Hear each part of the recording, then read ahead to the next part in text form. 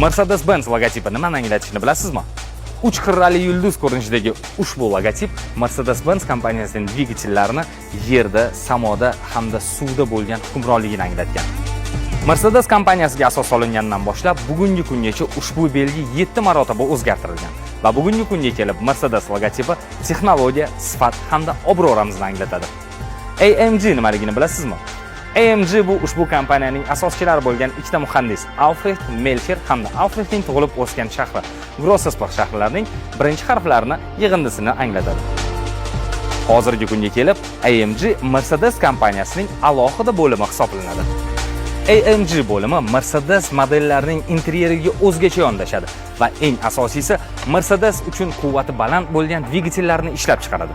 Eng qizig'i, AMG 63 dvigatellari bir inson bir dvigatel falsafasi ostida qo'lda yig'iladi va ushbu dvigatelni yig'gan muhandisning ismi dvigatel ustida yozib qoldiriladi.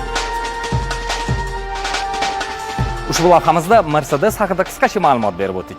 Mercedes modellarini xarid qilish va to'liqroq ma'lumot olish uchun A Bozor Premiumga murojaat qiling.